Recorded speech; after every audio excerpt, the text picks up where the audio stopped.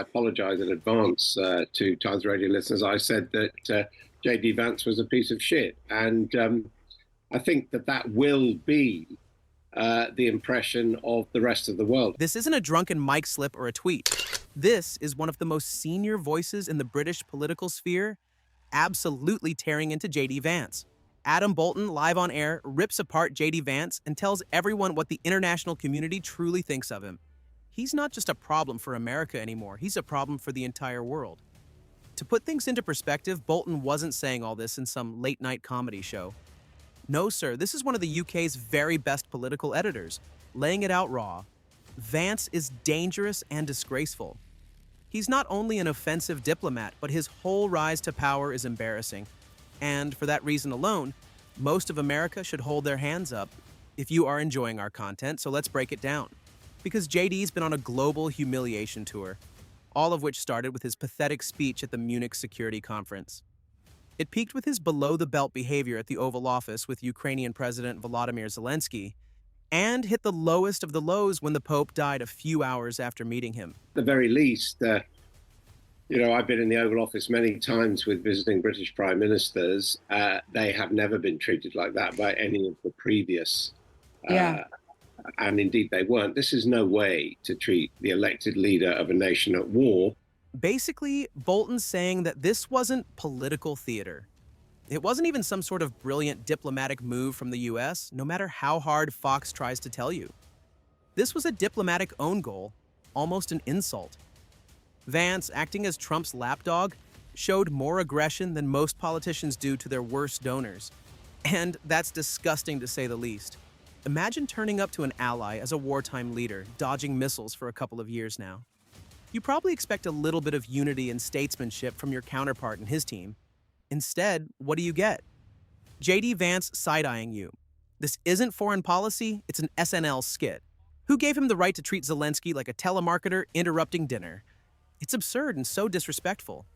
JD's diplomatic disgrace is somehow worse than George W. Bush giving Angela Merkel an unsolicited back massage. And yet the wildest part is, it's not even a slip-up.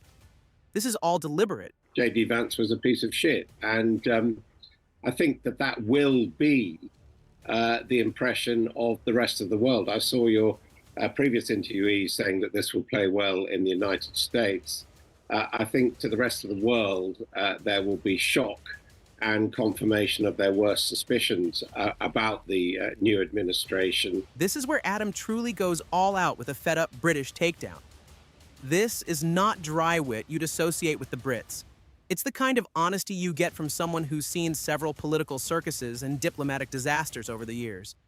Yet, despite the restraint, Boulton couldn't keep his emotions in check because he didn't need to either. Whatever he said about JD, it was all a long time coming. Basically, if a Brit political commentator drops a live piece of shit on the radio, that's DEFCON 1. But he wasn't just firing shots. He was backing them up with substance. You see, it's not only his opinion. He believes that the global Yelp review of Vance is lower than 1 star. I so would not recommend. Europe as a whole is simply in disbelief that this guy made it past airport security, let alone into the White House. The UK isn't angry anymore. Europe isn't angry either. The world and everyone in international politics are simply disappointed. Like, they can't help but say, sure, we know you're capable of electing clowns. We've experienced that firsthand with a 2-time president, but Vance? Really? Do we need that kind of chaos given the precarious situation the world finds itself in? And which the United States is supposed to still be in alliance with. Adam, just briefly, there's a lot of people messaging in saying Keir Starmer should cancel that state visit in sympathy and solidarity with Volodymyr Zelenskyy. What do you think? Well, I think he would be ill-advised to rush ahead with it, and I think that's going to be next year. Of course, the UK, like France, is in this position where it wishes to maintain an alliance. And he's spot on.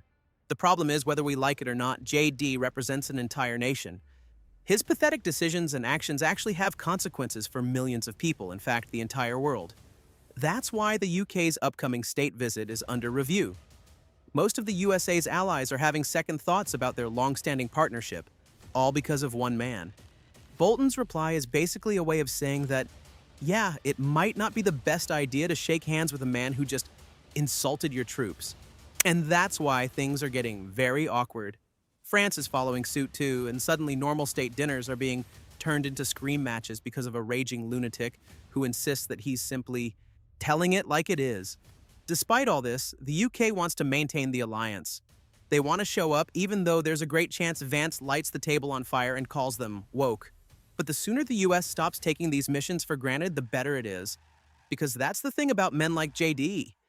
You never know what their next step is going to be, and that's not exactly a trait you'd want in a potential leader. I've always thought that perhaps the UK has gone a little bit too far in terms of trying to suck up and emulate Donald Trump. I mean, it's quite remarkable that there is someone who is so, puerile that he responds to flattery in that way. I think much more important, really, of what we've seen now is where it leaves the Ukraine conflict. Then, Boulton goes in for the kill. Not just on Vance, but actually on the entire Trump-light persona he's been trying to cosplay. This is not what Boulton thinks of him, by the way. This is how Vance is viewed by the UK and Europe in general. And puerile. That's the real dagger in JD's chest. It's not a word you'd hear outside of a Jane Austen novel, but it's perfect. Boulton's calling JD a child, an emotionally underdeveloped juvenile. And he's letting the world know that JD is cut from the same cloth as Trump, only cheaper, and much more desperate. He's pointing out how far the diplomatic standards of the USA have fallen, where flattery would work a lot better than facts and national interest. If that doesn't ring the alarm bells in the US, nobody knows what will, because the current administration is all about clout chasing. And in all of this, hundreds of thousands continue to die in Ukraine. All while JD is trying to score points with the MAGA crowd by disrespecting century-old allies. Diplomacy hangs on by a thread, lives are lost, and Vance is out here auditioning for House of Cards. It's a mockery, it's a global embarrassment, and JD's nothing more than a punchline with a title. Well, he did try and row back on those remarks, where he said, some random country that hasn't fought for 40 years, which seemed to be a reference to either the UK or France, because they're the only ones who have offered to put troops into a peacekeeping force in Ukraine. He did try and row back and said it's a lie, his comments are being distorted. So I think that's the closest you're going to get to an apology, attacking the people. But that wasn't Adam Boulton's only beef with JD Vance. After all, JD's given everyone many reasons to hate him. He was also spot on when he told everyone that you're better off watching paint dry than waiting for an apology from the VP of the USA. He's a professional gaslighter, flimsy and vague. Someone who shouts at you for hearing it all wrong, rather than holding their hands up. As far as Boulton is concerned, JD disrespecting the French and British troops is simply his modus operandi. He treats global forums like WWE promos, mimicking Triple H and yelling how Ukraine's weak, NATO's fake, and the UK hasn't fought in a war for decades. Somehow forgetting how many of their troops died in Afghanistan not so long ago. Then again, you don't expect JD to understand that this is not a superiority contest. No one has the measuring tape out, which is why you shouldn't really wait for his apologies either. Unfortunately for JD, and luckily for all of us, the newspapers in the UK have better memories and better one-liners, and they definitely weren't going to let this disrespect slide. He's become a hate figure, and he wants to become a hate figure because what he wants to do is to appeal to the MAGA base as the man who says even more unsayable truths than Donald Trump, because he clearly wants to run for the presidency and be elected after Donald Trump. This is where Boulton hits the nail on the head. He explains how this is a conscious effort from Vance to sound offensive. He's not rubbing people the wrong way by accident. That's his brand. He wants to become the human embodiment of Twitter argument because he cares more about the next presidency than about what happens to the country. Frankly, it's not a surprise. You get these kinds of people when you give so much attention to figures like Donald Trump.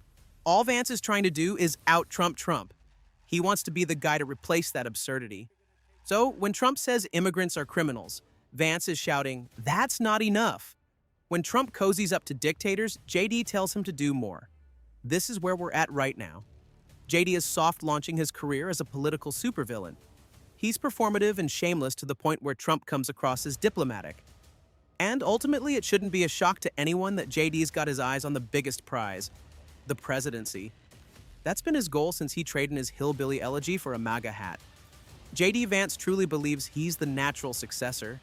Fewer indictments, more or less the same smug arrogance, and instead of leading, he wants to inherit that very role. But there's a twist in the tale. I'm pretty sure he will attempt to get Congress to reverse the amendment, the 23rd Amendment, I think it is, that limits a president to 2 terms. I don't think things are going to get rosy, and I don't think he'll ever get a majority. So that would mean that Vance will really want to be seen as his heir apparent. The interesting thing is, when asked by friendly journalists if JD Vance was his nominated successor, Trump is not giving him the nod yet. He ducked that one and said there are a lot of good people in his administration. Yeah, no matter how much JD tries to paint himself as the successor, Trump isn't planning on giving up the crown easily either. Yeah, the US Constitution. Yep, that dusty little document says no 3rd terms. But according to Boulton, the president will try to convince Congress to change the 23rd Amendment so that he can run for the presidency again. That's why not only has he not given his blessing to JD, but he's also been a little cold toward his VP in media briefings lately. Oof, that's like getting friend-zoned politically. It's kind of poetic. All Vance has done is polish Trump's boots with his tongue, and Trump's not even committing to the guy he chose as the second in command. So, if you enjoyed JD being a political liability and an international punchline, while being taken down repeatedly by Adam Boulton, join us on our video with Stephen A. Smith as we rip into this MAGA administration.